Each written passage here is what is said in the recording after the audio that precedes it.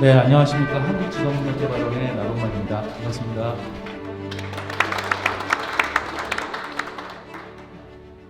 네, 오늘 이렇게 지역에 있는 인적자원개발위원회 위원장님과 이 또 고용노동부 장관님 모시고서 이 행사를 막상 제 눈앞에서 보고 나니까 상당히 좀 솔직히 많이 감격스럽습니다. 이 연구자가 이제 어떤 한 분야에 대해서 연구를 하다가 그 부분에 대한 많은 부분들이 정책화가 될 때 많은 보람을 느끼는 것 같은데요. 제가 오늘 그 자리의 의미 그리고 우리 찾아가는 직업훈련에 대한 저같이 정책적 의미나 앞으로의 기대 성과 같은 부분들을 또 지역위원장님과 장관님께 잘 설명드리고 이 부분에 대해서 아무튼 성공적인 사업 추진이 될 수 있도록 좀 마중물이 좀 돼보고자 합니다. 네, 일단 제가 간단하게 이 정책에 대해서 설명을 좀 드리도록 하겠습니다. 네, 보통 우리가 지역과 산업이다 하면 문득 드는 생각이 여러 개가 있고 각각 사정이 다르다라고 생각을 하죠. 그래서 지역이든 산업이든 고용노동부의 여러 가지 일자리 정책이나 직업능력개발 정책들이 그 개별적인 특성들을 잘 반영을 해야 어쨌든 성과가 잘 날 것이다 라고는 뭐 우리가 다 생각을 할 수 있습니다. 하지만 이 정책이 그렇게 다양화되고 특화되기에는 상당히 어려운 부분들이 많은데요. 그런 부분들에 이제 한계가 있기 때문에 이 정책들의 성과가 우리가 투입하는 노력과 비용 대비 그렇게 월등하게 높지는 못한 부분이 또 이쪽 분야인 것 같습니다.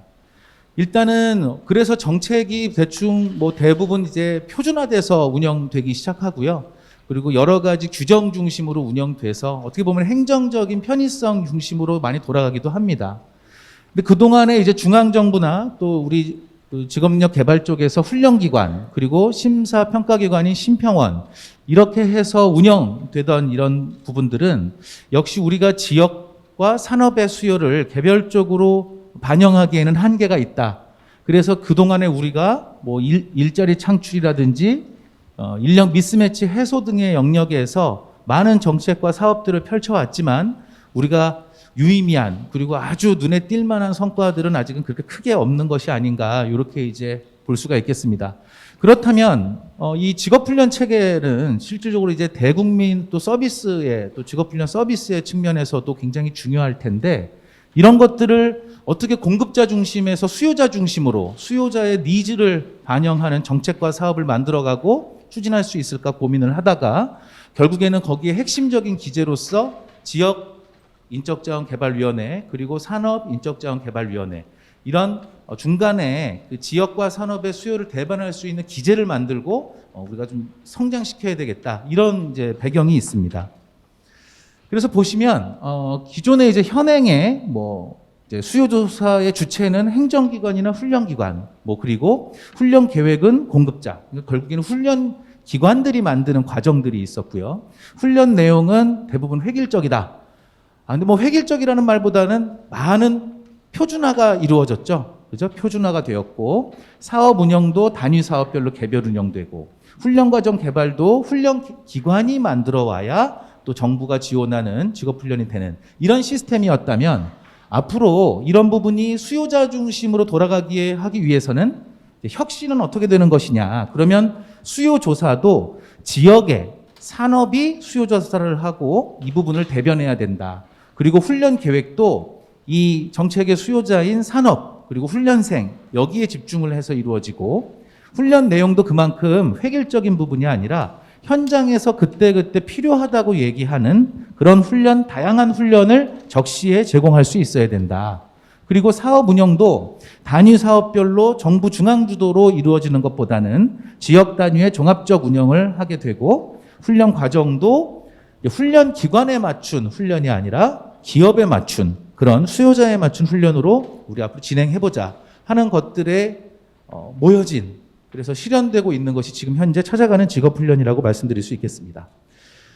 저희가 이제 간단하게 프로세스 혁신 모형을 이렇게 그려봤는데요. 가장 핵심적인 부분들은 이 부분입니다. 지금 오늘은 이제 산업별 인자위가 자리를 함께 하진 않았지만 추후에 찾아가는 직업훈련의 진행 중에 이제 산업별 인자위에서도 분명히 역할을 찾아서 함께 할 것으로 기대를 하고 있습니다. 결국에는 훈련 수요를 훈련기관을 통해서 전달하던 방식에서 이 훈련 수요를 결국에는 지역과 산업에서 이제 발굴하고 스스로 설계하는 이런 시스템의 핵심이 찾아가는 직업훈련의 핵심이라고 할 수가 있겠습니다. 네, 그래서 이 사업의 추진 배경을 또 한번 살펴보면요. 아마 오늘 이 자리도 여러 우여곡절 끝에 우리가 또 이 자리를 함께 하게 됐는데요. 일단은 코로나19로 이제 발생하는 여러 고용 위기 지역 그리고 특별 고용 지원 업종 등 우리가 지금 산업계 전반적으로 위기 산업에 대한 신호가 많이 있고 있습니다. 물론 그 부분에는 이제 고용 위기도 포함되는 부분이겠죠. 그래서 이런 부분에 대해서 그 위기 산업 종사자들에 대해서 우리가 어떤 서비스 그리고 어떤 사회적 안전망을 제공할 수 있느냐를 고민했을 때 한편으로는 직업훈련, 이 사람들이 새로 다시 일에 복귀했을 때 또는 다른 산업이나 다른 직업으로 또 이전직을 할 때 또 국가가 지원해 줄 수 있는 그런 직업능력개발훈련 서비스가 또 하나의 큰 역할을 할 수 있겠다라는 데서 출발을 하는 것이고요. 하지만 이 부분을 우리가 시의적절하게 필요할 때 공급하기에는 기존의 이 훈련 공급 체계가 상당히 정례화되어 있고 이렇게 돼 있었습니다. 그래서 이 유연하게 시기적절하게 신속하게 대응하는 데 한계가 있었기 때문에 전국에 설치된 지역인적자원개발위원회를 활용해서 신속 대응하는, 그래서 찾아가는 직업훈련이라는 정책이 실행되는 것 같습니다. 그래서 이 사업의 개요는 고용위기지역 및 특별고용지원업종 등 위기산업 종사자의 고용유지 그리고 전직에 필요한 훈련 과정을 수시 발굴, 운영함으로써 이런 부분에 어떤 종사자들에 대한, 우리 국민들에 대한 사회적인 안전망으로서의 직업력개발 훈련을 제공하겠다, 이런 부분이라고 봐주시면 되겠고요. 이런 부분에서 가장 중요한 것은 지역인자위 본위원회의 의결로 지정한 위기산업에 대해서 많은 부분의 완화, 규제 완화와 규정 완화를 통해서 신속 대응하는 직업력 개발을 훈련을 제공한다, 이렇게 볼 수 있겠습니다. 네, 사업 주체별 역할인데 상당히 많은 기관들이 이제 협동을 합니다.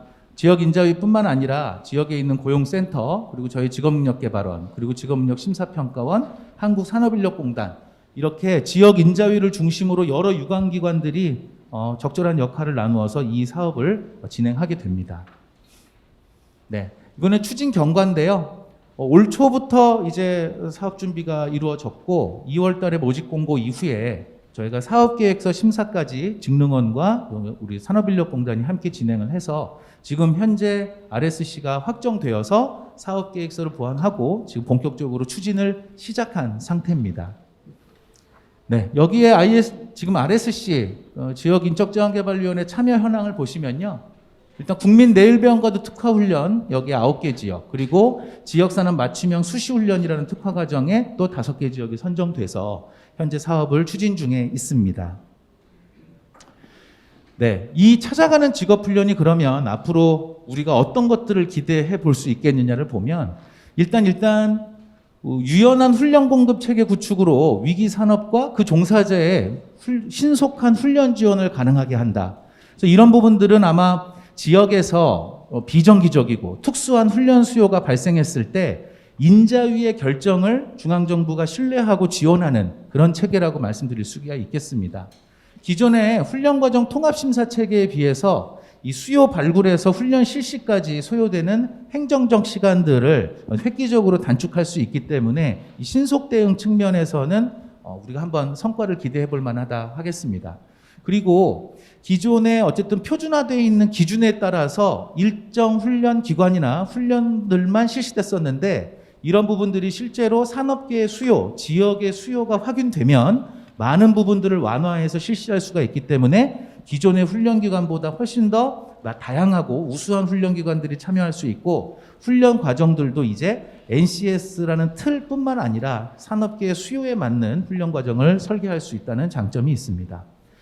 네, 그래서 이렇게 봐줄 수 있겠고요.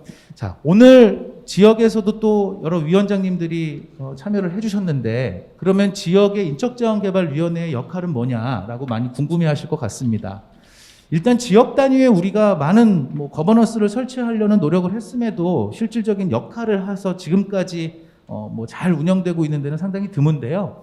아마 지금 현재 지역인적자원개발위원회는 지역 단위에서 지역 수요를 반영한 인력 양성과 거기에 관련된 사업을 총괄 조정하는 역할로서 이제 하시게 됩니다.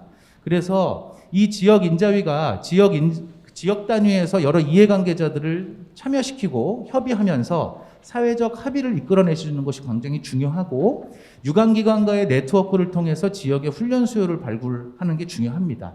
그래서 여기에 중앙정부의 다양한 지원이 이제 있게 되면 좋은 성과가 날 것으로 기대할 수가 있겠습니다.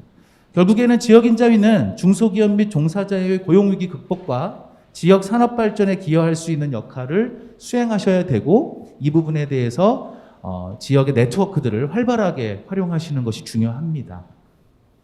네, 이것들을 한번 참고해 보시면 될 것 같고요. 그다음, 네, 그래서 이 RSC 주도의 찾아가는 직업훈련은 이 지역인적자원개발위원회 설치 운영 목적에 부합하는 적절한 권한과 책임을 부여하는 대표적인 정책 사업이라고 할 수가 있겠습니다.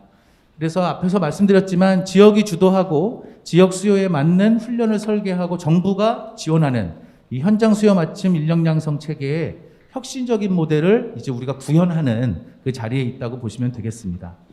이 본 사업이라는 것들이 굉장히 좀 범위가 클 수도 있습니다. 그래서 이 지역에서는 이 사업에 참여하는 우리 뭐 사업 담당자뿐만이 아니라 지역에 있는 여러 이해관계자 그리고 유관기관, 전문가들의 적극적인 참여와 협력을 이끌어내 주시는데 지금 지역인자위의 위원장님들께서 많은 힘을 쏟아주시기를 부탁드리겠습니다.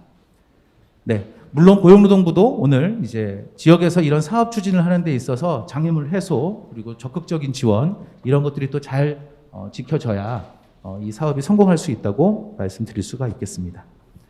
네, 지금 현재 아까 참여하는 RSC 중에서요. 이미 위기산업을 선정한 곳이 3곳이 있습니다. 대구, 충남, 충북은 이미 이런 업종에 대해서 위기산업 지정을 본위원회 의결을 통해서 완료하고 이제 본격적인 훈련 수요 발굴과 과정 개발에 지금 착수하고 있는 상황이고요. 나머지들도 역시 네, 지금 현재 위기산업 추진을 위해서 열심히 또 발로 뛰고 계십니다. 네, 저도 이만 발표를 마치도록 하겠습니다. 네.